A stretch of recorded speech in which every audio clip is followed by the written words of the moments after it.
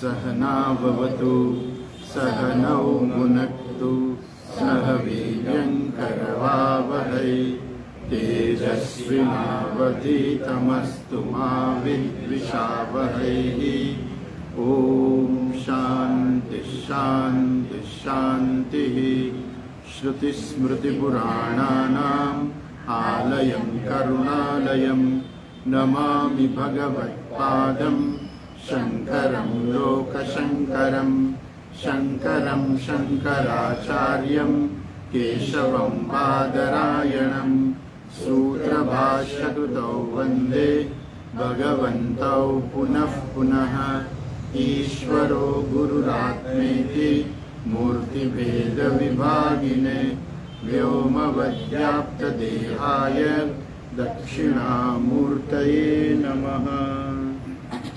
ॐ पार्थाय प्रतिबोधितां भगवता नारायणेन स्वयं व्यासेन ग्रथितां पुराणमुनिना मध्ये महाभारतम् अद्वैतामृतवर्षिणीं भगवतीम् अष्टादशाध्यायिनीम् अम्ब त्वामनुसन्दधामि भगवद्गीते भवद्वेषिणीम्।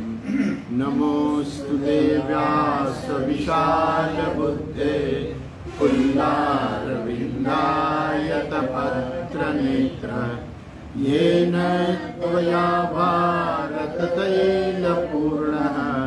प्रज्वालितो ज्ञानमयः प्रदीपः।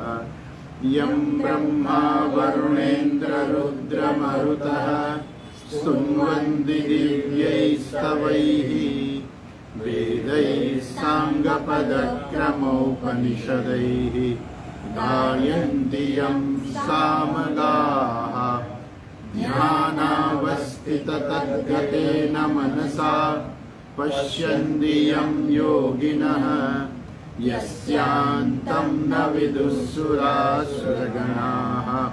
देवाय तस्मै नमः देवाय तस्मै नमः।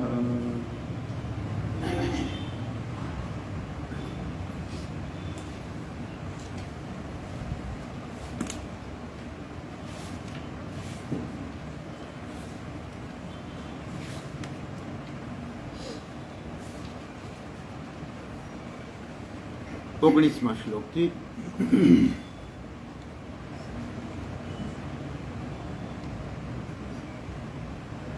सघोषोद्धार्तराष्ट्राणाम् हृदयानि व्यदारयत् नभश्च पृथिवीं चैव तुमुलो व्यनुनादयन् अथ व्यवस्थितान् दृष्ट्वा धार्तराष्ट्रान् कपिध्वजः प्रवृत्ते शस्त्रसम्पाते धनुरुद्यम्य पाण्डवः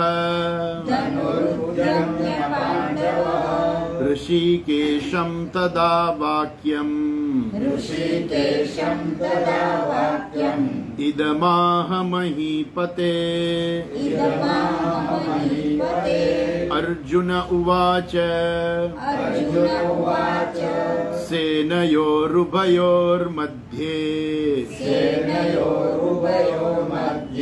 रथं स्थापयमेच्युत यावदेतान्निरीक्षेऽहम् योद्धुकामानवस्थितान् कैर्मया सह योद्धव्यम् अस्मिन् रणसमुद्यमे योत्स्यमानानवेक्षेऽहम्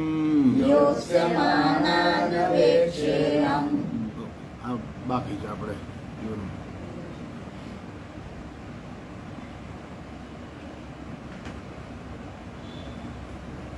ગઈકાલે આપણે જોયું કે અર્જુને ભગવાનને આજ્ઞા આપી કે બે સેનાની વચ્ચે મારો રથ ઉભો રાખો એટલે ભગવાન પણ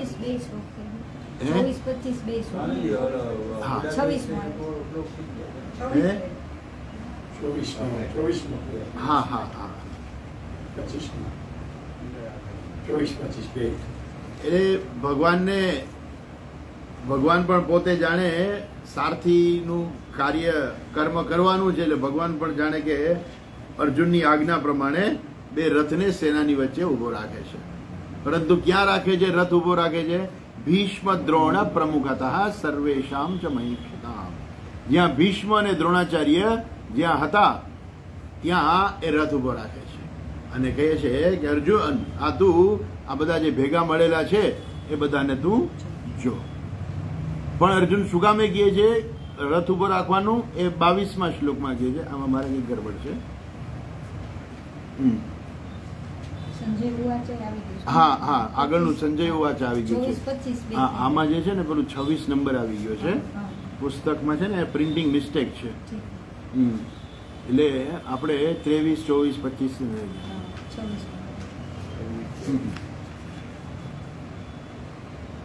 એટલે અર્જુન કહે છે કે હું જોઈ લઉં કે મારે કોની સામે લડવાનું છે અને ભગવાન પણ રથને ઉભો રાખે છે સંજય ઉવાચ એવ મુક્ત્વા ઋષિકેશ ગુડાકેશેન ભારત સેનયોરુભયોર મધ્યે સ્થાપયિત્વા રથોત્તમમ એણે ઉત્તમ રથને બે સેનાની વચ્ચે ઉભો રાખ્યો પણ ક્યાં ઉભો રાખ્યો ભીષ્મ દ્રોણ પ્રમુખતઃ સર્વેશામ ચ મહીક્ષિતામ કે ભીષ્મ અને દ્રોણાચાર્ય ને સામા જ ઉભા હતા બરાબર વચ્ચે જ ઉભા હતા એ જગ્યાએ રથ ઉભો રાખ્યો આમે યુદ્ધની અંદર ખરેખર ભીષ્મ અને દ્રોણાચાર્ય જ મુખ્ય હતા એટલે રથ ત્યાં જ ઉભો રાખવો જોઈએ પણ છતાંય ભગવાન ધારે તો દુર્યોધન સામે ઉભો રાખી શક્યા હોત ભગવાન ધારે તો શકુની સામે ઉભો રાખી શક્યા હોત અને જો દુર્યોધન કે શકુની કે દુશાસનની સામે જો રથ ઉભો રાખ્યો હોત તો આ ભગવદ્ ગીતા ના હોત કે અર્જુન રાજ નો જ હોત પછી સીધે સીધું યુદ્ધ જ ચાલુ કરી દે પણ ભીષ્મ અને દ્રોણાચાર્યને જોયા અને એને કંઈક થયું શું થયું ભીષ્મ દ્રોણ પ્રમુખતઃ સર્વેશામ ચ મહીક્ષિતામ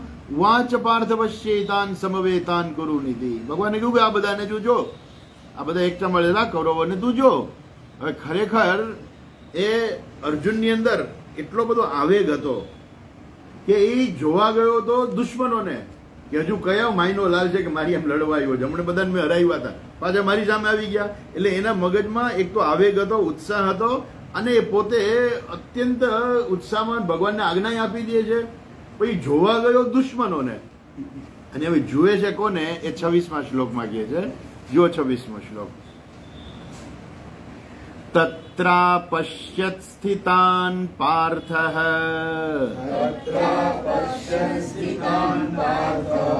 તત્રાપશ્યત સ્થિતાન પાર્થઃ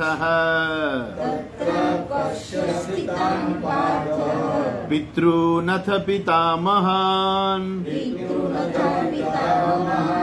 પિતॄનથ પિતામહાન આચાર્યાન માતુલાન ભ્રાતॄન આચાર્યાન માતુલાન ભ્રાતॄન પુત્રાન પૌત્રાન સખીંસ્તથા પુત્રાન પૌત્રાન સખીંસ્તથા પછી આગલો શ્લોક છે એની પેલી લાઈન જોઈ લઈએ શ્વશુરાન સુહૃદશ્ચૈવ સેનયોરુભયોરપી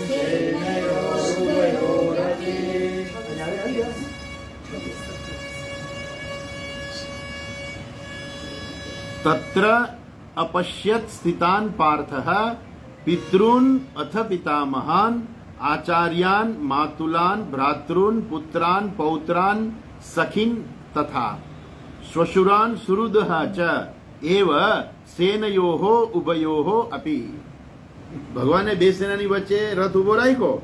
સેનયોહો ઉભયોહો અપી, એ બે સેનાની વચ્ચે અર્જુને જોયા. કોને જોયા? તત્ર, ત્યાં જોયા. અપશ્યત, પશ્ય એટલે જોવું, પશ્યતી એટલે જોવે છે, પણ અપશ્યત એટલે જોયા. એને જોયા. કોને જોયા? સ્થિતાન, ઉભેલા. કોણે જોયા? પાર્થા, એટલે અર્જુને જોયા. પિતૃન અથ પિતામહાન, પિતૃન એટલે પિતાઓને, પણ ખરેખર અર્જુનના પિતા હતા નહીં, પણ પિતૃ એટલે પિતૃઓને સમકક્ષ, એના પિતાને સમકક્ષ હોય, જે કાકા વગેરે જે હોય એ બધાને એને જોયા. પિતામહાન એટલે દાદાઓને જોયા. આચાર્યાન, એના આચાર્યોને જોયા. માતુલાન, મામાઓને જોયા. ભ્રાતૃન, ભાઈઓને જોયા. પુત્રાન, એના દીકરાઓને જોયા. પૌત્રાન, પૌત્રોને જોયા. સખીન એટલે સખી એટલે આપણે ગુજરાતીમાં સખી એટલે બેનપણી થાય, પણ સંસ્કૃતમાં સખી શબ્દ મિત્ર માટે છે.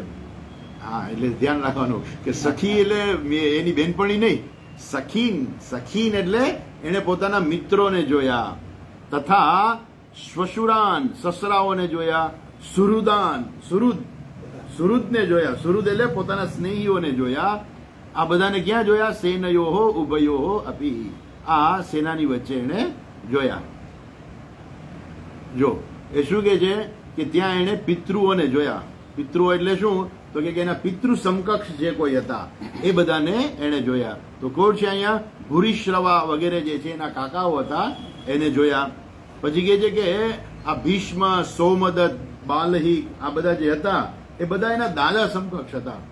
કારણ કે આમ તમે એમ આખો પરિવાર તમે જુઓ આ કૌરવોનો, તો સૌથી પહેલા શાંતનુ રાજા, શાંતનુનો પુત્ર દેવદત્ત. દેવદત્ત એટલે ભીષ્મ પિતામહ.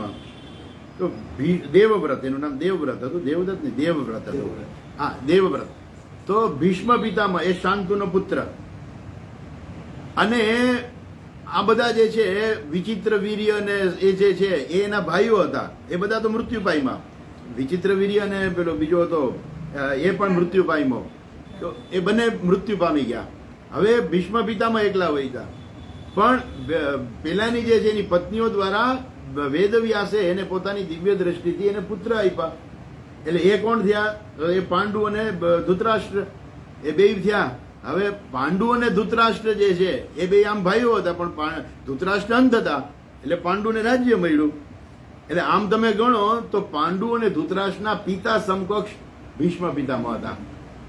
અને એનો દીકરો એટલે અર્જુન, દુર્યોધન વગેરે, એટલે ભીષ્મ પિતામહ તો એના દાદા થાય. એટલે દાદાઓ એટલે ભીષ્મ પિતા, બાલહિક, સોમદત્ત વગેરે કે છે. અને પિતામહ તથા પ્રપિતામહ દ્રોણાચાર્ય, આચાર્યો જે છે એના આચાર્યોને જોયા. પછી બીજા એ મોટા હોય ને, આપણા કુટુંબમાં કોઈક હોય મોટા ઉંમરમાં, તો આપણે એને દાદા જ કહેતા હોય કે અમારા દાદા જ છે, પણ સગા દાદા ભલે ન હોય, પણ દૂર ના થતા હોય, પણ તો એ દાદા અને દાદાના એ બાપુજી એવા બધા યુદ્ધમાં ઉભા હતા. કાકાઓ હતા, દાદાઓ હતા, આચાર્યો, દ્રોણાચાર્ય, કૃપાચાર્ય, બીજા બધા જે આચાર્યો હતા એ બધા આવ્યા હતા. પછી આગળ કહે છે કે આચાર્ય, પ્રપિતામહ, દ્રોણાચાર્ય વગેરે હતા. પછી મામાઓ એટલે કુંતી, ભોજ, એ એના મામા થાય. પછી માદ્રીના જે પિતાજી હતા એ મદ્ર નરેશ, શલ્ય જે છે એ એના હતા. તો આ રીતે એના મામાઓ હતા. પછી આગળ કહે છે કે મામાઓ જોયા. પછી ભાઈઓને જોયા. ભાઈઓ એટલે તો બધાના પોતાના ભાઈઓ આ બાજુ હતા, 5 પાંડવો. અને દુર્યોધન ઈ ભલે ને મોટા બાપાના દીકરા હોય, પણ એ ભાઈઓ જ કહેવાય ને. એટલે આ બધા ભાઈઓને એને જોયા. સસરાઓને જોયા, ભાઈઓને જોયા, દીકરાઓને જોયા. પછી દીકરાઓ જે છે, દીકરા એટલે અર્જુન પોતાનો પુત્ર અભિમન્યુ, એવી રીતે ધૃતરાષ્ટ્રનો પુત્ર લક્ષ્મણ વગેરે જે છે એ લોકોને એને પોતાના દીકરાઓને જોયા. પછી આગળ કે છે આ ઘટોત્કચ વગેરે પુત્રોને જોયા. અને શાળાઓ, જયદ્રથ વગેરે, જયદ્રથ એના શાળા થાય તો વગેરે શાળાઓને બનાવીને જોયા. અને કૃતવર્મા, ભગદત્ત વગેરે સુરતને જોયા. કૃતવર્મા અને ભગદત્ત આ બધા કેવા હતા? એના સ્નેહીઓ હતા બધા. કેમ કે એ લોકો ધર્મમય જીવન જીવનારા હતા, પાંડવો ધર્મમય જીવન જીવતા હતા, એટલે અરસપરસ એકબીજાના બધા સ્નેહીઓ હતા. અને પાંડવો એ વખતના શ્રેષ્ઠ ધનુર્ધરો હતા, શ્રેષ્ઠ યોદ્ધાઓ હતા અને હસ્તિનાપુરના રાજકુમારો હતા. એટલે ઘણા બધા, જેમ કે ને કે મોટું ઘર હોય તો એની સાથે બધાની સંબંધો હોય, એટલે બધા એની સાથે સંબંધો સારા રાખ્યા હતા. અને પાંડવોને તો સંબંધ સાચવતા આવડતા હતા, એટલે એને બધા સાથે સંબંધો સારા રાખ્યા હતા. એટલે બધા એના જે સુરત હતા એ લોકો પણ બધા આવ્યા હતા. પણ છેલ્લી ઘડીએ વિભાગ પડી ગયા. યુદ્ધની અંદર એવા વિભાગ પડી ગયા કે સામે ભલે ને એના સગા જ હતા, ભાઈ એના વિરોધી નહોતા, તોય ગમે તે કારણો હોય, જેમ આપણે કહી લઈએ કે ભાઈ શલ્ય જે છે એને દુર્યોધને વચ્ચેથી લઈ લીધા, એ આવતા હતા પાંડવોને મદદ કરવા, અને છેલ્લી ઘડીએ એને પક્ષપલટો કરવો પડ્યો અને વયા ગયા કૌરવોની સેનામાં. આવી રીતે બે સેના એમને વધારાની મળી ગઈ. એક તો યાદવોની સેના વધારાની મળી ગઈ. એને એમ હતું કે યાદવોની સેના તો પાંડવોના પક્ષમાં જ જશે, કેમ કે ભગવાન શ્રી કૃષ્ણ એમાં છે. એને બોલે ભગવાને વિચિત્ર કર્યું કે એક બાજુ હું એકલો ને એક બાજુ મારી એક અક્ષોહિણી સેના, જેને જે જોઈ તે લઈ જાય. એટલે અર્જુન કે ભગવાન તમે આવી જાઓ. એટલે દુર્યોધનને એક વધારાનું આખું એક અક્ષોહિણી સૈન્ય મળી ગયું યાદવોનું, અને આ બાજુથી ઓલો મામાનું સૈન્ય મળી ગયું વધારાનું. એટલે બે અક્ષોહિણી સેના વધી ગઈ, એને વધી ગઈ. આમ બેને 9 થાય એવું હતું, પણ આ બાજુ 2 વધી ગઈ ને આમાં 2 ઘટી ગઈ. એટલે આ 9 ને બદલે 11 થઈ ગઈ અને આ 9 ને બદલે 7 થઈ ગઈ. એટલે આમની પાસે 4 અક્ષોહિણી સેના વધારે હતી. એક અક્ષોહિણી સેના એટલે આપણે જોયું કે એ 2 લાખનું સૈન્ય, તો 4 લાખનું સૈન્ય એની પાસે વધારે થઈ ગયું. અને ભીષ્મ પિતામહ, દ્રોણાચાર્ય, કર્ણ, આ બધા મહાન યોદ્ધાઓ બધા કૌરવની સેનામાં હતા. એટલે આમ ગણો તો આમ એવું લાગે કે કૌરવોની સેના બહુ મોટી હતી, પણ છતાંય જ્યારે અર્જુન જ્યારે જોવા જાય છે ત્યારે એને દુશ્મનો જોવાને બદલે એ અહીંયા ભૂલ કરે છે, એ પોતાના સગાવાલા જોવે છે. જ્યારે માણસ જ્યારે યુદ્ધ કરવા જતો હોય તો પછી એને યુદ્ધની અંદર પછી એના મિત્રોને જોવા ના હોય, સગાવાલા ના જોવાના હોય, કેમ કે જે દુશ્મનના પક્ષમાં હોય બધા દુશ્મનો કહેવાય. પછી એમાં સગાવાલાને જોવે કે આ પેલું એવું છે કે પેલું બોક્સિંગની સ્પર્ધા થતી હોય, હવે સામેવાળો જેનો સગો હોય તો ઓલો કે આ તો મારો સગો થાય, એને કઈ થોડો મૂકો મરાય, ઈ નો મારે તોલો મારી દે. સ્પર્ધા છે એની અંદર તો શું છે કે એમાં મારવાનું જ છે. બોક્સિંગ છે તો એમાં સામસામું મારવાનું, એ તો સ્પર્ધા છે. એવી રીતે યુદ્ધ એક પ્રકારની આમ તો સ્પર્ધા જેવું જ છે આમ ગણો તો, કારણ કે અહીંયા બધા ઉભેલા હતા. આમાં કોઈને ભીષ્મ પિતામહ, દ્રોણાચાર્ય એ લોકોને કઈ પક્ષમાં રહીને કઈ રસ નહોતો. કૌરવોના પક્ષમાં રહીને યુદ્ધ કરવામાં ખરેખર એમને રસ નહોતો. એમને તો પાંડવો પ્રિય હતા, પણ છતાં એને કૌરવોના પક્ષમાં રહીને યુદ્ધ કરવું પડતું હતું. એટલે એ આમ ખરેખર બધા એવી રીતે ખરેખર દુશ્મનો એકબીજાને જોતા નહોતા, અને છતાં એને યુદ્ધ કરવું પડતું હતું. એટલે યુદ્ધની અંદર પછી દુશ્મનોને જ જોવા પડે કે એને મારવાના છે, અને કેવી રીતે મારવા એને વિચાર કરવાનો કે સામેનો બોક્સર જે છે એ મારો સગો છે, પણ સ્પર્ધાની અંદર મારે એને કેમ હરાવવો હોય એને જોવાનું હોય. નહીં તો પછી પેલો મારી દે ને હારી જાય ને આ જીતી જાય, તો બહુ સીધી વસ્તુ છે. જો સ્પર્ધામાં રહેવું હોય તો એને એનો દુશ્મન માનવો પડે તો જ સ્પર્ધામાં રહેવાય, નહીં તો સ્પર્ધામાં ના રહેવાય. એવી જ રીતે અર્જુનને એવી કઈ ખબર નહોતી, એવું નહોતું કે હું યુદ્ધ કરવા જઈશ એટલે ભીષ્મ પિતામહ નહીં હોય, અચાનક આવી ગયા હોય, દ્રોણાચાર્ય અચાનક આવી ગયા હોય, અને મામાઓ અચાનક યુદ્ધમાં આવી ગયા હોય, એવું નથી. એને ખબર જ હતી કે યુદ્ધની અંદર આપણા પક્ષમાં કેટલા યોદ્ધાઓ છે અને કૌરવના પક્ષમાં કોણ કોણ યોદ્ધાઓ છે. અને એમાં મુખ્ય તો બધી ખબર હતી કે ભીષ્મ, દ્રોણાચાર્ય અને કર્ણ એ તો બધા કૌરવના પક્ષમાં જ છે, અને આપણા પક્ષમાં કોણ છે એને ખબર હતી. એટલે એવું નહોતું કે અર્જુનને એને ખબર હતી કે આ બધા સગાવાલો જ આવવાના છે, પણ એ વખતે એને સગાવાલા નહોતા દેખાતા. એ વખતે એને કોણ દેખાતા હતા? દુશ્મનો દેખાતા હતા. અને હવે જ્યારે દુશ્મનોને જોવાનો વારો આવ્યો, ખરેખર યુદ્ધ શરૂ કરવાનો વારો આવ્યો, ત્યારે દુશ્મનોને બદલે સગાવાલાને જોવે છે. એટલે આ જે છે એ અર્જુનની ભૂલ છે. તાન સમીક્ષસ કૌંતેય સર્વાન બંધુન અવસ્થિતાન. અને એને કારણે શું થયું એ 28મા શ્લોકમાં કહે છે. જો 28મો શ્લોક, કૃપયા પરયા વિષ્ટઃ કૃપયા પરયા વિષ્ટઃ વિષીદન્નિદમબ્રવીત વિષીદન્નિદમબ્રવીત. વિષીમાં વી રસોઈ છે અને શી છે એ દીર્ઘઈ છે, એટલે વી ને ટૂંકાવાનો અને શી ને લંબાવવાનો. વિષીદન્નિદમબ્રવીત. અર્જુન ઉવાચ દ્રષ્ટ્વેમં સ્વજનમ કૃષ્ણ દ્રષ્ટ્વેવં સ્વજનમ કૃષ્ણ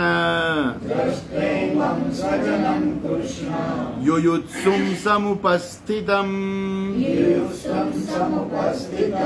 યુયુત્સું સમુપસ્થિતમ. આગલા બે શ્લોક પણ એની સાથે જ છે, એટલે જોઈ લઈએ સાથે જ. सीदन्ति मम गात्राणि सीदन्ति मम गात्राणि मुखं च परिशुष्यति मुखं च परिशुष्यति. જો અહીંયા ચ છે ને એ રસવઈ છે, એટલે ચ માં આવીને અટકી નહીં જવાનું. મુખમ ચ પરિશુષ્યતિ એવી રીતે અટકવાનું નહીં, પણ ચ પછી જગ્યા રાખ્યા વગર સીધું પ બોલવાનો. મુખં ચ પરિશુષ્યતિ. હા, એ પ્રમાણે મુખં ચ પરિશુષ્યતિ. વેપથુશ્ચ શરીરે મે वेपथुश्च शरीरे मे रोमहर्षश्च जायते रोमहर्षश्च जायते गाण्डीवं संसृते हस्तात् गाण्डीवं संसृते हस्तात् त्वक्चैव परिदह्यते त्वक्चैव परिदह्यते न च शक्नोम्यवस्थातुम् न च शक्नोम्यवस्थातुम् भ्रमतीव च मे मनः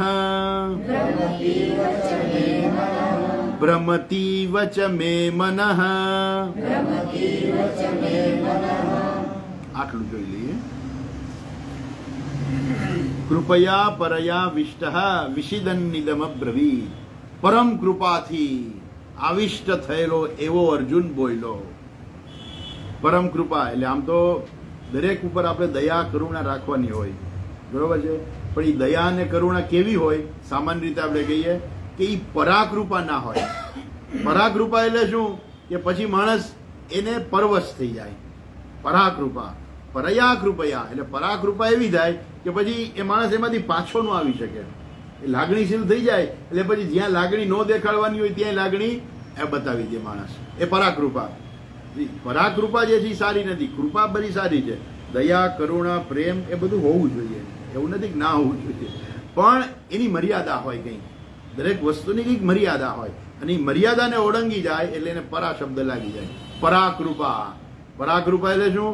એ માણસ એટલો બધો કૃપાથી, દયાથી એ પેલો આવિષ્ટ થઈ જાય કે એને પોતે ન કરવાનું પછી કરી બેસે. એમ પરાકૃપાથી એ આવિષ્ટ થઈ ગયો અને એને ન કરવાનું કર્યું. એટલે શું થયું? એટલે કે છે, જો એ શું કે છે? અર્જુન ઉવાચ દ્રષ્ટ્વેમં સ્વજનમ કૃષ્ણ યુયુત્સું સમુપસ્થિતમ. હે કૃષ્ણ, યુયુત્સું યોદ્ધુમ ઈચ્છું, જે યુદ્ધની ઈચ્છાથી ઉભેલા જે લોકો જે છે એવા લોકોને, સમુપસ્થિતમ એવા સામે ઉપસ્થિત થયેલા એવા લોકોને, દ્રષ્ટવા ઇમમ સ્વજનમ, આ બધા દ્રષ્ટવા એટલે જોઈને, ઇમમ એટલે આ બધા સ્વજનોને મારી સામે યુદ્ધમાં આવે, યુદ્ધ કરવાની ઈચ્છાથી ઉભેલા સ્વજનોને જોઈને શું થાય છે? હે કૃષ્ણ, સીદંતિ મમ ગાત્રાણી, મારા ગાત્રો ઢીલા પડી જાય છે. આ ગાત્રો ઢીલા પડી જાય છે. તો કે છે કે આ ગાત્રો જે છે એ ઢીલા પડવા એ શું છે? તો કે છે કે નિશાની છે. શેની નિશાની છે? તો કે જ્યારે માણસ જે છે એ વધારે પડતો કરુણાથી આવિષ્ટ થઈ જાય ત્યારે પછી એ પોતાના કંટ્રોલમાં ના રહે, એટલે એના ગાત્રો ઢીલા પડી જાય, એ પોતે જ ઊભો ન રહી શકે. ગાત્રો એટલે આપણા શરીર, હાથ પગ જે છે, હાથ પગ ઢીલા પડી જાય. એટલે શું હાથ પગ ઢીલા પડી જાય? એટલે હાથ પગથી જે કામ કરવાનું હોય ને એ કામ ન થાય. પેલા કે ને કે જાઓ જાઓ અહીંયા જઈને તમે બતાવી દો કે હું કોણ છું. પેલો માણસ અરે હમણાં જઈને બતાવી દઉં. ઊભા થાય ને પછી કેમ ઢીલા પડી ગયા? એ ઢીલા પડી ગયા એટલે શું? ગાત્રો ઢીલા પડી ગયા. કેમ? પેલું જોક સાંભળો છે ને તમે કે ભાઈ એક ભાઈ બસમાં જતા હતા અને પાછળથી કોઈ ધક્કા મારતા હતા. હે કોણ ધક્કા મારે છે? કોની તાકાત છે કે મને ધક્કા મારે છે? એની હિંમત કે મને ધક્કા મારે છે? હવે હું એને બતાવી દઈશ કે હું કોણ છું. પાછળથી જવાબ આવ્યો, અબે પાછળ જોયું એક પહેલવાન હતો. નહીં નહીં નહીં નહીં, એ તો કાંઈ વાંધો નહીં, ધક્કા મારો કાંઈ વાંધો નહીં, ધક્કામાં એમાં કંઈ સારું નથી. ધક્કાથી છે ને આમે મસાજ થાય આપણને, એટલે એમાં કંઈ બહુ ચિંતા કરવાની જરૂર નથી. હવે એ બધું એના ગાત્રો ઢીલા પડી ગયા ઓલા પહેલવાનને જોઈને. નહીં તો એને એમ હતું કે હું બતાવી દઉં કોણ મને ધક્કા મારે છે. એટલે એ જોઈને જે ગાત્રો ઢીલા પડી જાય ને, એમ અહીંયા દયા અને કરુણાથી એના ગાત્રો ઢીલા પડી ગયા છે કે મારે મારા સ્વજનો સામે લડવાનું છે. આ બધા સ્વજનો સામે હું લડીશ એટલે સીદંતી મમ ગાત્રાણી. પછી કે છે મુખમ ચ પરિશુષ્યતી, મારું મોઢું સુકાઈ જાય છે. આ મોઢું સુકાઈ જાય, અંગો પણ ઢીલા પડી જાય. મોઢું સુકાઈ જાય એટલે શું? એને પાણીની તરસ લાગે કે થોડું પાણી પી લઉં તો સારું. એનું કહેવાય નામ કે મોઢું સુકાઈ જવું. એટલે મોઢું સુકાઈ જાય એટલે એના ગાત્રોય ઢીલા પડી જાય. શેને કારણે?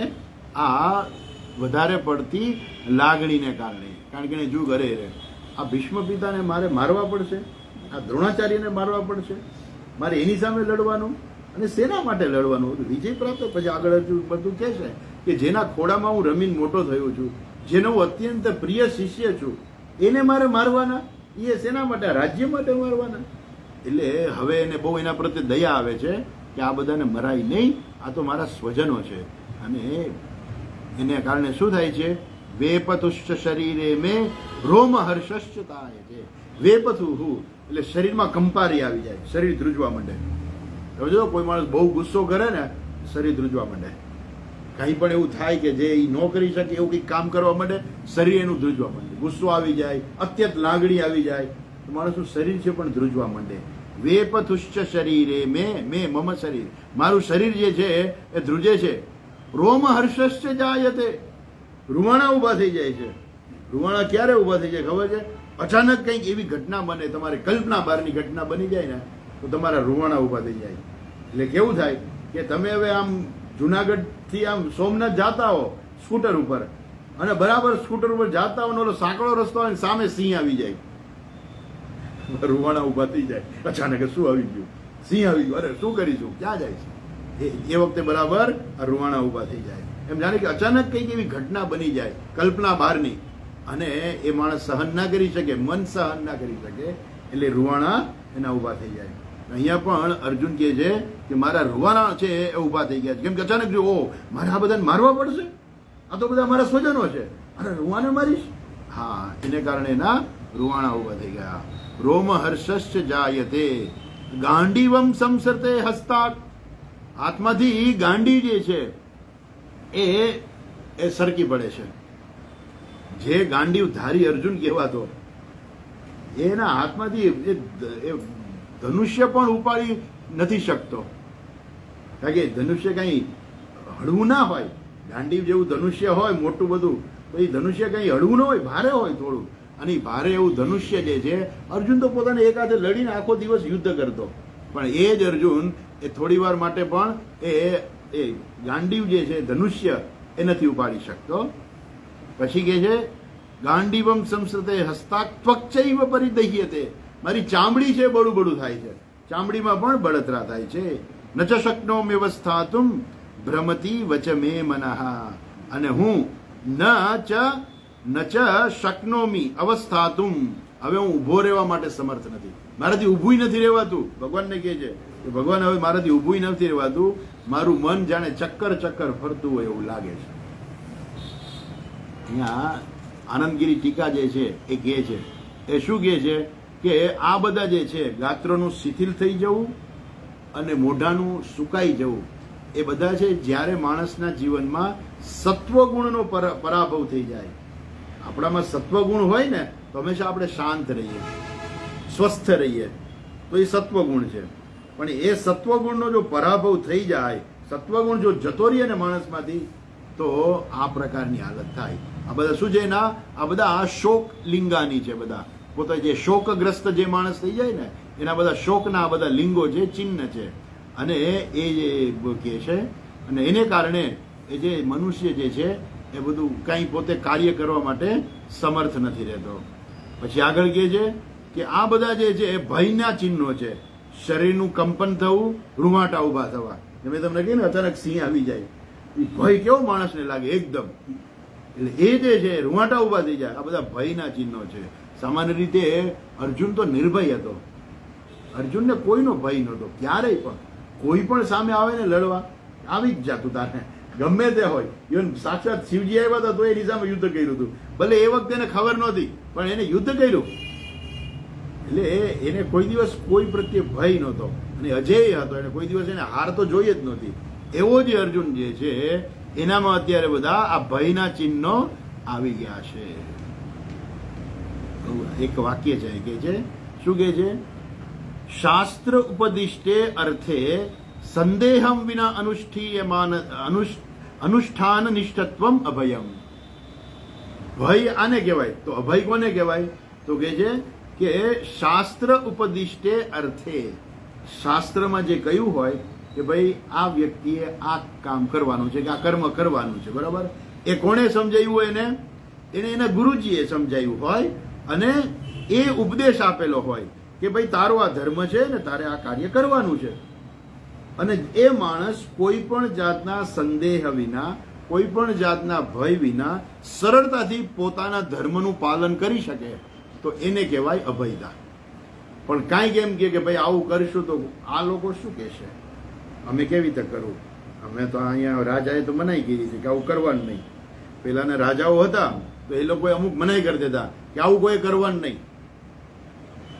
એટલે એ લોકો નિયમ કરી દે એટલે કોઈ કરવાનું નહીં. પછી એનો ધર્મ હોય તો પણ ના કરે, કેમ કે જો આપણે આવું કરશું તો આપણે રાજાથી દંડ આપશે. એટલે ભય છે. તો ભય વિના, કોઈ પણ પ્રકારના ભય વિના માણસ પોતાનો જે ધર્મ જે છે એનું કોઈ પણ પ્રકારના સંદેહ વિના, કોઈ પ્રકારની શંકા વિના, કોઈ પ્રકારના ભય વિના જો માણસ પોતાના ધર્મનું અનુષ્ઠાન બહુ સરળતાથી કરી શકે તો એને કહેવાય અભયતા. અહીંયા અર્જુનમાં ભય આવી ગયો. શેનો ભય આવી ગયો? યુદ્ધ નહીં કરી શકે હવે, સામે જોયા એટલે. એટલે એ બધા ભયના ચિહ્નો છે. શરીરની અંદર કંપારી થવી, રૂવાટા ઊભા થઈ જવા, આ બધું જે છે એ ભયના ચિહ્નો છે. અચ્છા, હવે આગળ કહે છે કે એના હાથમાંથી ગાંડીવ પડી જાય છે. હાથમાંથી ગાંડીવ પડી જાય છે એનો શું થયો કે ગાંડીવ પકડવા માટે શક્તિમાન નથી. ગાંડીવનું સરકી જવું જે છે ને, મારી ચામડી બરોબરું થાય છે. શું કે છે અહીંયા? હસ્તાત્વક્ચૈવ પરિદહ્યતે. મારી ચામડી છે બળું થાય છે. એટલે ચામડીમાં બળતરા થવી અને નચ શક્નોમી અવસ્થાતુમ, અને જે માણસ ઊભો ન રહી શકે અને ચક્કર આવે. તો આ બધું શું છે? એ માણસમાંથી ધીરજનો અભાવ સૂચવે છે. ધૃતિનો અભાવ, ધીરજનો અભાવ.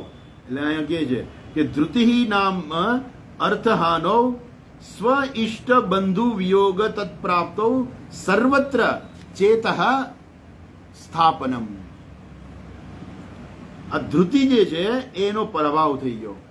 અર્જુનમાં જે ધીરજ હતી એ ધીરજ પણ જતી રહી. એટલે ધીરજ કોની જતી રહી છે? તો કે છે અહીંયા ધૃતિ નામ અર્થહાનો. અર્થ એટલે સંપત્તિ. જ્યારે માણસની સંપત્તિ જતી રહે ને, બધી ઘણી બધી સંપત્તિ હોય અને અચાનક બધી સંપત્તિ જતી રહે એટલે એની ધૃતિ જે છે, એની ધીરજ જે છે એ બધી ખલાસ થઈ જાય. પછી કે છે સ્વ ઇષ્ટ બંધુ વિયોગ તત્પ્રાપ્તો. સ્વ ઇષ્ટ બંધુ વિયોગ, પોતાના જે જાણીતા હોય, પોતાના જે સગાવાલા હોય અને કેવા હોય ઈષ્ટ, બહુ જેના પ્રત્યે એને પ્રેમ હોય, એવી વ્યક્તિ સાથે જ્યારે વિયોગ થાય ત્યારે પણ એ માણસની પછી ધીરજ જે છે એ ધીરજ બધી ખરાબ.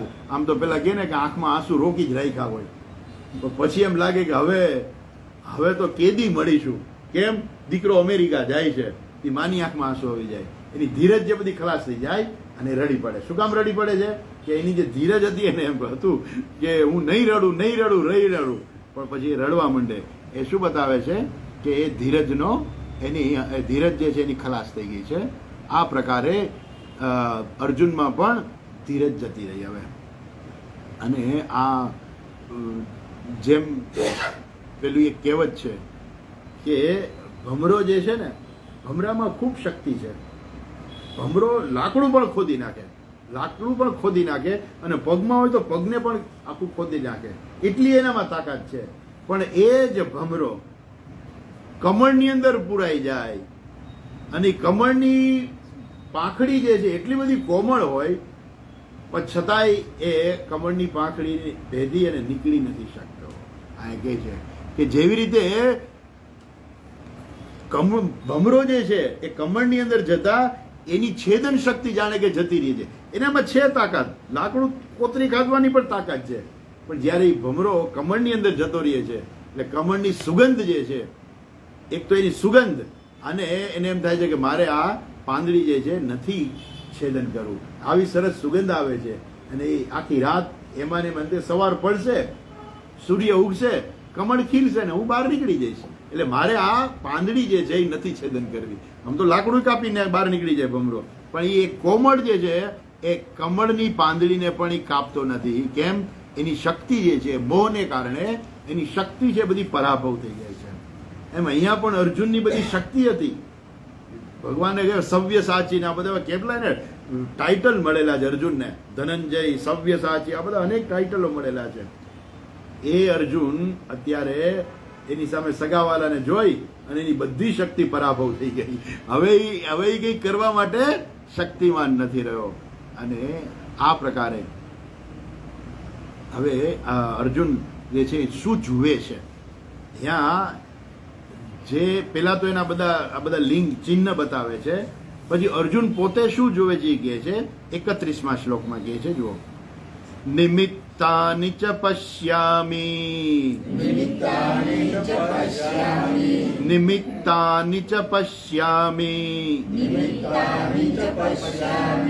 વિપરીતાનિ કેશવ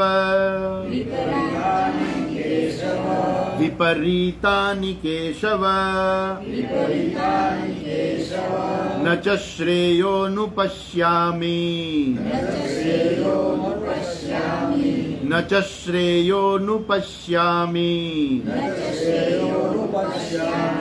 હત્વા સ્વજનમાહવે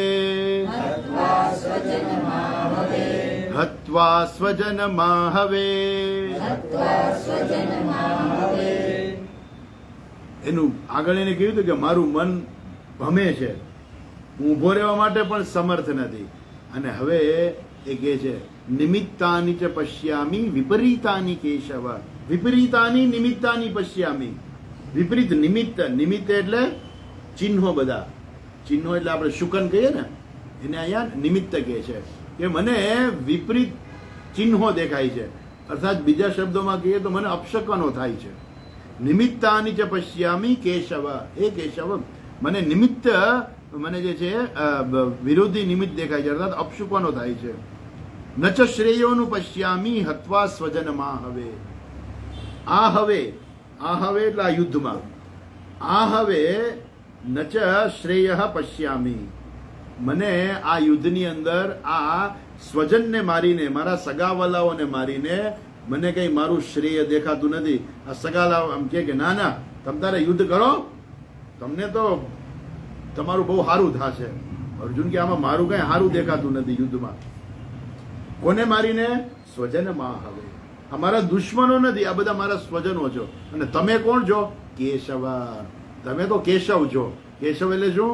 કેશી દૈત્યને મારનાર, એને કેશવ કહેવાય. જે કેશી નામનો દૈત્ય હતો, ભગવાને એને માર્યો હતો. એટલે એ તો બધા દૈત્યો હતા, બધા અસુરો હતા, રાક્ષસો હતા. તમે તો રાક્ષસોને બધા દૈત્યોને માર્યા છે. ભગવાન કે મારા મામા નહીં, મેં તો માર્યા છે. પણ તને મામા કેમ યાદ નથી આવતા? તને કેશી દૈત્ય અત્યારે યાદ આવે છે? મેં તો મારા મામા નહીં માર્યા હતા. પણ અર્જુનને અત્યારે યાદ નથી આવતું. એટલે માણસ જ્યારે વિપરીત વિચાર કરતો હોય ને ત્યારે એને બધું વિપરીત જ દેખાય અને એ બધું ઊંધું જ વિચારે. અને અહીંયા અર્જુન પણ ઊંધું છે ને ભગવાનને કહી દે છે કે ભગવાન તમે તો કેશવ છો, તમે તો દૈત્યોને મારનાર છો, રાક્ષસોને મારનાર છો, પણ અહીંયા મારે તો હશે ભાઈ તમે એકાદ મામાને માર્યા બસ, બીજા ક્યાંક તમે કોઈને માર્યા છે, એ મામા તમારા બહુ પાપી હતા પાછા એટલે તમે એને માર્યા. અને અહીંયા તો મારા બધા સગાવાલા છે. અને આ ભીષ્મ ને દ્રોણ તો કેવા છે, કઈ સગાવાલા કઈ પાપી થોડા છે? ચાલો દુર્યોધન એક પાપી છે, પણ આ બધા ક્યાં સગાવાલા? આ દ્રોણાચાર્ય છે, કૃપાચાર્ય છે, ભીષ્મ પિતામહ છે, આ બધા ક્યાં મારા દુશ્મનો છે? આ બધા ક્યાં મારા પાપ કરનારા લોકો છે કે જેથી હું એને મારું? એમ તમે તો કેશવ છો, તમે તો કેશી દૈત્યને મારનારા છો, પણ મને તો બધા અપશુકનો થાય છે. જ્યારે માણસ ઊંધું વિચારે ત્યારે બધું ઊંધું જ વિચારશે, એટલે એને અપશુકનો દેખાય છે. તો ઘણી બધી નિશાનીઓ હોય ને એને અપશુકન કહેવાય. જેમ કે આપણે ઘરેથી બહાર નીકળીને ગાય સામે મળે તો આપણે કઈ શુકન થયા, એ શુકન કહેવાય. એવા શાસ્ત્રની અંદર ઘણા બધા અપશુકનો કયા છે કે આ જે છે આકાશમાં અમુક પ્રકારના અવાજો થવા, આ બધા ઘણા બધા અપશુકનોની નિશાની છે. ગધેડા ભોંકવા, પછી કૂતરાઓનો અવાજ આવે, આ બધા અપશુકનો કહેવાયા છે. તો અર્જુનને જે છે બધા અપશુકનો દેખાય છે. એવું કહેવાય છે કે ભગવાને જ્યારે રાવણ સાથે યુદ્ધ કર્યું, રાવણનું જ્યારે યુદ્ધ થયું ત્યારે ભગવાન રામે પણ અપશુકનો જોયા હતા, પણ એ બધા અપશુકનો રાવણ માટેના હતા. એ અપશુકનો રાવણના હતા, ભગવાનના નહોતા. એમ અહીંયા પણ જે અપશુકનો દેખાય છે ને એ બધા કૌરવો માટેના અપશુકનો છે કે હવે એનું અહિત થવાનું છે, હવે એ બધા મરવાના છે. એ અપશુકનો અર્જુન માટે નથી, પણ અર્જુન એવું જ માને છે કે મારા માટે આ બધા અપશકનો છે. નિમિત્તામિ ચ પશ્યામિ વિપરીતાની કેશવ ન ચ શ્રેયોનું પશ્યામિ હત્વા સ્વજનમાં. હવે આ બધાને મારીને મારું શ્રેય જે છે એ ક્યાંય મને લાગતું નથી. અને બધા અપશકનો બધા કેવા છે તો કહે છે કે અપશકનો બધા સાપેક્ષિત હોય છે. સાપેક્ષિત એટલે શું? જે માણસ ધર્મના માર્ગે ચાલતો હોય એને કદાચ અપશકન થાય તો એને કઈ ચિંતા કરવાની જરૂર નથી, કેમ કે ધર્મનું પાલન કરે છે. એ બધા સાપેક્ષિત છે. એ અપશકનો બીજા માટે છે, એના માટે નથી. ધર્મનું પાલન કરવાને કોઈથી જોવાની જરૂર નથી. હા, જો હું આવું કરતો હતો ને તો મને તો અપશકનો દેખાણા. ભાઈ અપશકનો દેખાણા પણ તારા માટે નથી ભાઈ, તમે તો ધર્મનું પાલન કરો છો ને. તો એમાં એ અપશુકનો જે છે એના બીજા માટેના છે. પણ અર્જુન જે છે એ પોતે ધર્મનું પાલન કરવા જતો હોવા છતાં પણ એ એવું માને છે કે આ અપશકનો મારા છે. અને હવે કહી દે છે કે આ બધું કારણ શું છે, આ બધાનું પાછળનું કારણ શું છે? આ મારા સગાવાલાઓને મારવાનો આ દિવસ કેમ આવ્યો? ખરેખર અમારે તો એની પૂજા કરવી જોઈએ. આ બધા દ્રોણાચાર્ય છે તો મારા આચાર્ય છે, ગુરુજી છે મારા, એની પાસેથી તો બધી મેં વિદ્યા પ્રાપ્ત કરેલી છે.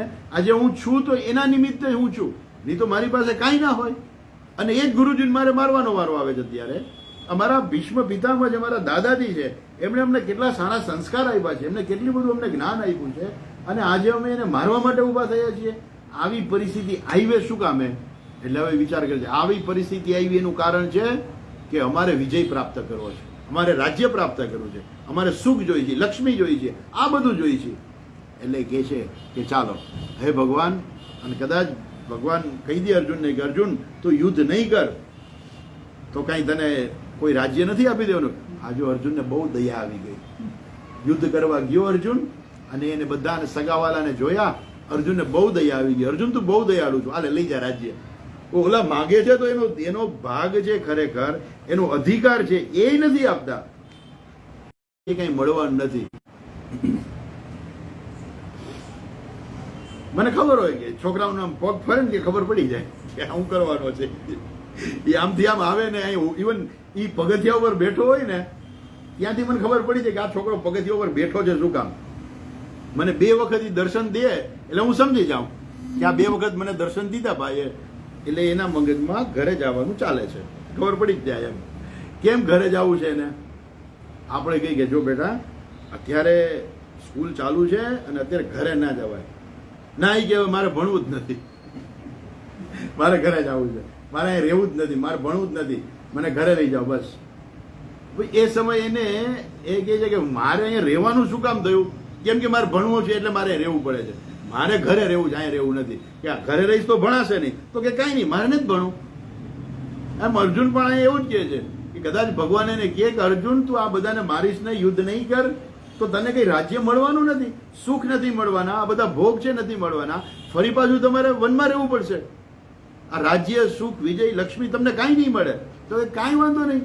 ન કાંક્ષે વિજયમ કૃષ્ણ, મારે કાંઈ નથી જોતું, મારે વિજય પ્રાપ્ત નથી કરવો. જો કે છે 32મા શ્લોકમાં કે છે ન કાંક્ષે વિજયમ કૃષ્ણ, ન કાંક્ષે વિજયમ કૃષ્ણ,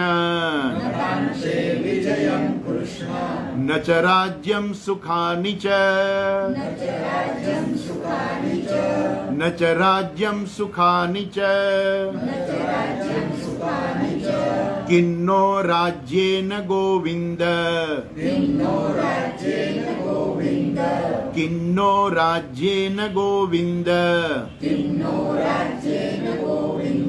કિમ ભોગૈર્જીવિતેન વા, કિમ ભોગૈર્જીવિતેન વા,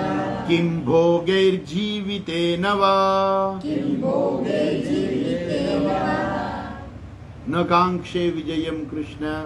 હે કૃષ્ણ, ન કાંક્ષે વિજયમ. ભગવાન કે યુદ્ધ નહીં કર તો વિજય નહીં પ્રાપ્ત થાય. કાંઈ નહીં, મારે વિજય પ્રાપ્ત નથી કરવો. જો વિજય પ્રાપ્ત નહીં થાય તો સુખે નહીં મળે ને રાજ્ય નહીં મળે. તો કે કાંઈ નહીં, સુખ ના મળે તો મારે કઈ સુખે નથી જોતું. કારણ કે રાજ્ય હોય તો સુખ મળે, તો રાજ્ય નહીં મળે ને સુખે નહીં મળે. ન કાંક્ષે વિજયમ કૃષ્ણ, ન ચ રાજ્યમ ન સુખાની ચ. મારે રાજ્ય નથી જોતું ને મારે સુખ પણ નથી જોઈતા. હે ભગવાન, અમારા રાજ્યને લઈને શું કરું? કિન્નો રાજ્ય ને ગોવિંદ. હે ગોવિંદ, આ અમારા રાજ્યથી શું કરવું? અમારે રાજ્ય શું કરવું? કેમ? અમારે કોઈ રાજ્ય નથી જોઈતું, કોઈ સુખે નથી જોતા, અને અમારે આ બધા ભોગ પણ નથી જોતા. શું કામે ભોગ ને આ બધું નથી જોતું? એટલે કે આ બધા સાથે અમારે અમારે સુખ ભોગવવું છે, પણ અમારે સગાવાલે બધા ભેગા થઈને સુખ ભોગવવું છે. એ આપણે વાત કરી હતી ને કે પહેલી વખત આગળ પણ, દુર્યોધનનો દ્રષ્ટિકોણ અને અર્જુનનો દ્રષ્ટિકોણ. એટલે અર્જુન એ કહે છે કે અમે બધા સાથે સુખ ભોગવવું છે. ભગવાન કે નહીં સુખ મળે તો કે કાંઈ નહીં, મારે સુખ નથી જોતું. રાજ્ય નહીં મળે તો કાંઈ નહીં, મારે રાજ્ય નથી જોતું. વિજય નહીં મળે તો જીતી નહીં શકતો, કાંઈ નહીં, મારે દુર્યોધન ઉપર વિજય પ્રાપ્ત નથી કરવો. પણ આ બધાને મારવા નથી. ભાઈ આવું છે, આ કેવું છે કે આવો બધો વિચાર જે છે એના માટે લોકોએ બહુ લાંબો વિચાર કર્યો હતો. એવું નથી કે અચાનક અર્જુનને ઉપાડીને યુદ્ધમાં મૂકી દીધો છે. વિરાટ રાજાને ત્યાં એ લોકોએ બહુ ખૂબ લાંબો વિચાર કર્યો છે. ઇવન દ્રોણાચાર્યએ સંજયને મોકલ્યો હતો સંધિ કરવા માટે થઈને, અને ત્યારે ધૃતરાષ્ટ્રએ કીધું હતું, ધૃતરાષ્ટ્રએ સંજયને મોકલો ત્યારે ધૃતરાષ્ટ્રએ સંજય દ્વારા કેવડાયું પાંડવોને કે ભાઈ તમે તો ધર્મમય જીવન જીવવા વાળા છો, તમે લોકો વનમાં રહ્યો અને વનમાં રહેતા તમને જે જોતું હશે ને બધું અમે આપીશું. તમારી દરેક વસ્તુ, તમારી દરેક જરૂરિયાત અમે પૂરી કરીશું, પણ તમે વનમાં રહ્યો. ત્યારે જો એવું હોત, એને સગાવાલા ત્યારે દેખાતા હતા ને કે ત્યારે ભીષ્મ અને દ્રોણ સામે યુદ્ધ તો કરવાનું જ છે. એને ખબર જ હતી કે ભીષ્મ પિતામહ ક્યારેય દુર્યોધનને છોડી નહીં શકે. આમ તો ખરેખર હસ્તિનાપુરને નહીં છોડી શકે, પણ હસ્તિનાપુર ને દુર્યોધન બી એક જ થઈ ગયા છે અત્યારે. એટલે દુર્યોધનને છોડી નહીં શકે. એટલે દુર્યોધનના પક્ષમાં રહીને જ ભીષ્મ પિતામહને યુદ્ધ કરવું પડશે. દ્રોણાચાર્ય પણ એવા જ હતા, કેમ કે અશ્વત્થામાં દુર્યોધનને છોડી નહીં શકે. અશ્વત્થામા પ્રત્યે બહુ જ આસક્તિ હતી દ્રોણાચાર્યને. એટલે દ્રોણાચાર્ય પણ પાંડવોના પક્ષમાં નહીં પણ કૌરવોના પક્ષમાં રહીને યુદ્ધ કરશે. આ બધું ખબર હતી પહેલેથી જ. પણ જો આવું દયા, આવો પ્રેમ ને હોત તો એને એ વખતે જયારે સભા પાંડવો બધા જયારે બેસીને સભામાં બેઠા હતા વિરાટ રાજાને, ત્યારે એને કેવું જોઈએ કે ભાઈ આપણે કોઈ સગાવાલા નથી મારવા, આપણે ભીષ્મ ને દ્રોણાચાર્યને કે આપણા સગાવાલાને આપણે નથી મારવા, આપણે કંઈ વિજય પ્રાપ્ત નથી કરવો, આપણે રાજ્ય કે સુખ આપણે કાંઈ નથી જોઈતું. એ ત્યારે એને કેવું જોઈએ? હવે બધું નક્કી થઈ ગયું અને પછી છેલ્લી ઘડી શંખ ફૂંકાઈ ગયા અને કે હવે મારે નથી જોતું. આવું થોડું હાલે. હવે તો તારે યુદ્ધ કરવું જ પડશે. એટલે કેમ કે તારું કર્તવ્ય કર્મ છે. ન કાંક્ષે વિજયમ કૃષ્ણ ન ચ રાજ્યમ સુખાની છે. અમે શું કરીએ આ બધું રાજ્ય ને ભોગ ને સુખ ને, અમારે આવું કાંઈ જોતું નથી. પણ આજ શું બતાવે છે ખબર છે? આ જ વસ્તુ વ્યક્તિને વૈરાગ્ય તરફ લઈ જાય છે. ત્યારે અહીંયા જે સાધક જે છે, જેને ખરેખર શું જોઈએ છે, જેને ઈશ્વરની પ્રાપ્તિ કરવી છે, જેને સંસારમાંથી છૂટવું છે, જેને મોક્ષની પ્રાપ્તિ કરવી છે, એ જો એ વ્યક્તિ જો છે એ વ્યક્તિ જગતના પદાર્થની પાછળ પડે ને તો ક્યારેય મોક્ષ ના મળે. એટલે જીવનમાં વૈરાગ્ય હોવો જોઈએ. અહીંયા અર્જુન જે છે હમણાં હવે એનું પરિવર્તન આવશે. અત્યારનો એનો વૈરાગ્ય જે છે એ લાગણીનો વૈરાગ્ય છે. અત્યારે એને અત્યંત લાગણી થઈ છે ને એનો વૈરાગ્ય બતાવે છે કે મારે નથી જોઈતું. પણ આ જ વૈરાગ્ય અત્યારે આ ખોટો વૈરાગ્ય છે, પણ સાચો વૈરાગ્ય પછી બતાવશે. આના પછી આગળ જતા એ સાચો વૈરાગ્ય પણ બતાવશે. અત્યારે એ આ ખોટો વૈરાગ્ય છે એનો. અત્યારે જે છે અત્યારે તો એ શું છે, અત્યારે બહુ લાગણીમાં આવી ગયો છે એટલે આ બધું બોલે છે. પણ આગળ જતા એ અર્જુન કહે છે કે મારે કાંઈ નથી જોઈતું, મારે માત્ર જ્ઞાન જોઈએ છે, મારે મોક્ષ જોઈએ છે. અને પછી ભગવાન એને ભણાવે છે અને એ જ અર્જુન એ જ્ઞાન પ્રાપ્ત કરી અને પછી પોતાનું કર્તવ્ય કરવા પણ તૈયાર થઈ જાય છે. એ જ અર્જુન જે અત્યારે ગાંડીવ નથી ઉપાડી શકતો, એ અર્જુને હાથમાં ગાંડીવ લઈ ટંકાર કરીને એ યુદ્ધ પણ કર્યું અને ગીતાનું જ્ઞાન પણ પ્રાપ્ત કર્યું. એ બધી ચર્ચા જે છે એ આગળ આવશે. જો શું કહે છે અહીંયા,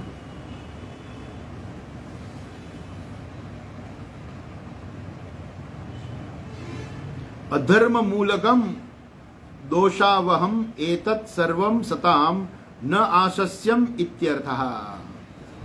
આ જે છે આ બધા જે છે એ અધર્મ મૂલક દોષ, અધર્મ મૂલક છે એટલે શું, બધાને મારવા પડે. ખરેખર શાસ્ત્રમાં એવું કહ્યું છે કે યુદ્ધ કરતા કરતા જે મરે ને, ભગવાન પોતે પણ આગળ કહેવાના છે કે અર્જુન તું યુદ્ધ કર, હત્વા વા પ્રાપ્સ્યસી સ્વર્ગ્યમ જીતવા વા ભોક્ષ્યસે મહિમ, એમ કહે છે. પણ ખરેખર સત્ય એ છે, ભગવાન કહે છે સાચી વાત છે, પણ છતાંય સત્ય એ છે કે ધર્મયુક્ત યુદ્ધ કરતા કરતા જો કોઈ પણ માણસ મરે તો એને સીધે સીધું સ્વર્ગ મળી જાય.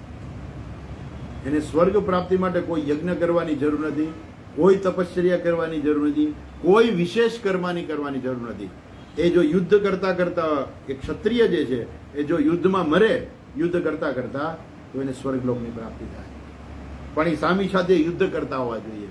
એટલા માટે જ તમે જો કે આપણા ધર્મની અંદર કે આપણા દેશમાં એવું કહેવાય છે કે જે ક્ષત્રિય જે છે યુદ્ધ કરતો હોય તો ક્ષત્રિયાણી એ સમાચાર મળે કે ક્ષત્રિયાણીને સમાચાર મળે કે તારા પતિ યુદ્ધમાં મરી ગયા, તો પેલા એક જ પ્રશ્ન પૂછશે કે તીર કે તલવારનો ઘા જે છે એને છાતીમાં લાગ્યો છે કે પીઠ ઉપર લાગ્યો છે.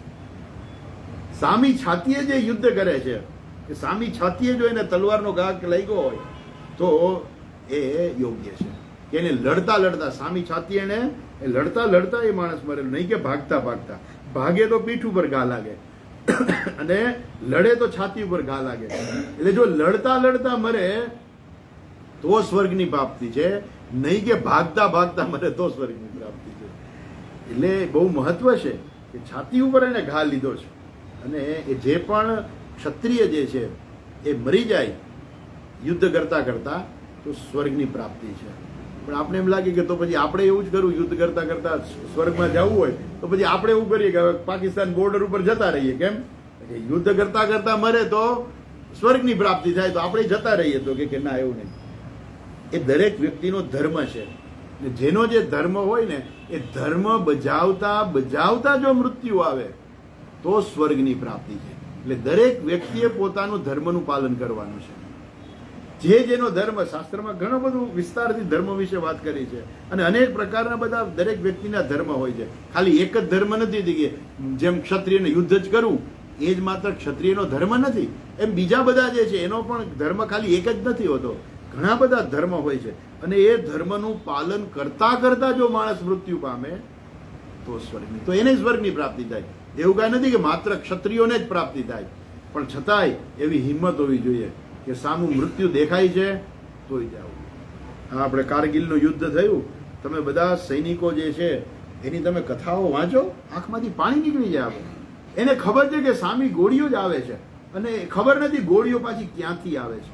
છતાંય આપણા સૈનિકો લડ્યા, કેટલાય સામી છાતીએ મર્યા, ગોળીઓ ખાઈને મર્યા કેટલાય, પણ છતાં એ લોકો આગળ વધ્યા અને અંતે એ પાકિસ્તાની સેનાને હરાવી અને જે આપણી જે કારગિલની જે બધી જગ્યા હતી એ બધી પાછી લીધી. પણ એની તમે બધી કથાઓ તમે વાંચો તમને ખ્યાલ આવે કે સૈનિકોની અંદર કેટલી હિંમત હોય છે, ત્યારે યુદ્ધમાં લડી શકે. બાકી બધું એવું નથી કે સૈનિક બની જવું સાવ સહેલું છે.